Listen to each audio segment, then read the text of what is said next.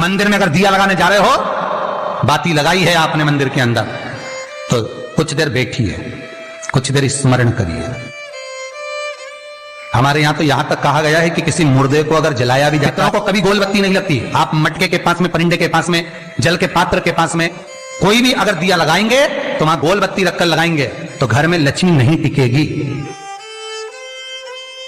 कई लोग कहते हैं कि परिंदे के पास, मटके के पास में, पानी के स्रोत के पास में जहां जल भरते हैं, हंडा रखते हैं, टंकी रखते हैं, वहां पर मटके के पास बत्ती लगाओ, दिया लगाओ, पितर शांत रहेंगे। तो पितरों को शांत करो, मना नहीं है, पर दिया लगाने का नियम है कि पितरों को अगर आप दिया लगा रही हो मटके के पास, परिंदे के पास, या अमावस्या के दिन पितरों के लिए अगर दीप लगा रही हो तो गोल बत्ती अगर लगाओगी तो कार्य कभी सफल नहीं होगा। घर में लक्ष्मी नहीं टिकेगी, संपदा नहीं रहेगी, घर में कोई ना कोई बीमार पड़ा ही रहेगा, धन आएगा जाएगा, टिकेगा नहीं।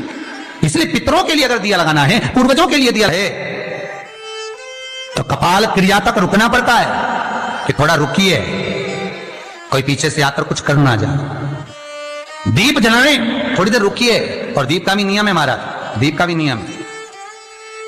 दिए में जो फूल बत्ती लगती है, गोल बत्ती लगती है, गोल वाली, ये बत्ती हमेशा कोई विष्णु भगवान की पूजन कर रहे हो, शिव जी की पूजन कर रहे हो, कोई अन्य देवता का अगर आप स्मरण कर रहे हो तो गोल बत्ती लगाई जाती है। भगवान के मंदिर में पूजन कर रहे हो तो गोल बत्ती लगाएं।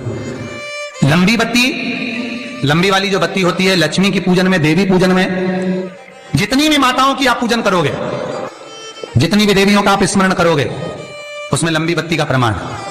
पितरों की पूजन में लंबी बत्ती का प्रमाण है। लगाना है पितरों के लिए अगर दीप लगाना है तो लंबी बत्ती लगाइए, लंबी बत्ती। महाराज लंबी बत्ती का प्रमाण हमारे यहां शास्त्र का, गोल बत्ती का प्रमाण। और सुंदर चरित्र कहा, यदि आपके जीवन में बहुत ज्यादा लक्ष्मी से तकलीफ है, कष्ट बहुत ज्यादा है, या संबंध खराब हो रहे हैं, बहू और बेटों के संबंध खराब हो रहे हैं, अदालत में बात चली गई कि लड़की और लड़के का तलाक होने वाला है, बहू अपने घर जाकर बैठ गई, आने को तैयार नहीं है, जमाई अपने घर रह गया, लड़की को लाने को तैयार नहीं है, सास बहू में आपस में तनमन चल रही है, प्रेम बिल्कुल नहीं है, या लक्ष्मी आती ही नहीं, बहुत कष्ट है, जमीन जायदाद पड़ी बिक नहीं रही, तो एक काम करना, इतना दुख अगर आपके जीवन में है तो कार्तिक के महीने तक रुको, और कार्तिक का महीना आए, त्रयोदशी तिथि आए, कोई सा भी हो, सोमवार, रविवार, मंगल, बुध, कोई सी भी त्रयोदशी, प्रदोष, कोई सी भी प्रदोष तिथि आए, उस दिन तुलसी की लकड़ी, पहले से तुलसी आपके घर में अगर सूखी हो, तुलसी सूख गई हो, तो उसकी जो लकड़ी होती है, उस लकड़ी का 7 लकड़ी का बंडल बनाकर दीप बना लो। लकड़ी का दीप मतलब लकड़ी, पतली पतली डालियों को लेकर कच्चे सूत से उसको बांध दो, और बांधकर घी में डुबक दो। कार्तिक के महीने में शुक्ल पक्ष की त्रयोदशी तिथि जब आए, प्रदोष का जब व्रत आए, उस दिन भगवान के मंदिर में, शिव मंदिर में नहीं, भगवान किसी भी देवता के मंदिर में, विष्णु के मंदिर में, नारायण के मंदिर में, कृष्ण मंदिर में, राम मंदिर में, किसी भी मंदिर में, मंदिर ना हो तो अपने घर के मंदिर में शाम के समय पर उस तुलसी की लकड़ी का दीप, दिया भरकर उसमें घी डालकर जो दीप प्रकट कर देता है, जला देता है, दीप को प्रज्वलित कर देता है, उसके घर में कभी संपदा की कमी नहीं होती महाराज। विष्णु पुराण में स्पष्ट लिखा है।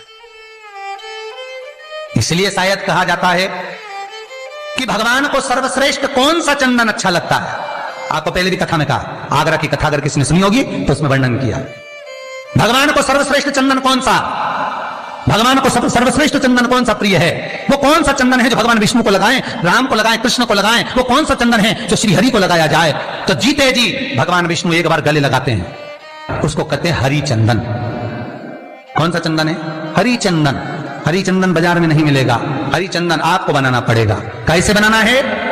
तुलसी जब सूख जाए उसकी जड़ को निकाल लिया जाए, वो जड़ को पानी में धो लिया जाए, धोने के बाद उसको सिलबट्टे पर, पत्थर पर घिसा जाए, और घिसकर उसमें थोड़ा सा कुंकू, रोली डालकर तैयार कर कर जो भगवान विष्णु के मस्तक पर, कृष्ण राम के मस्तक पर लगा देते हैं, और उसकी एक बिंदी अपने हृदय पे लगा लेते हैं। जीते जी भगवान एक बार उसको गले लगाते ही हैं। हरि चंदन प्रियता।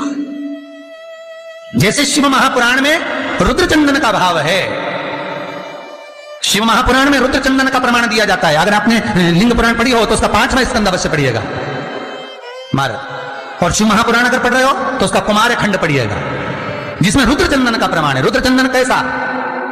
रुद्र चंदन का प्रमाण कैसा? तो महाराज कहा चंदन घिसकर, पीला चंदन घिसकर उस चंदन को 3 मुखी रुद्राक्ष पर लपेट लिया जाता। 3 मुखी रुद्राक्ष पर उस चंदन को लपेटा जाता।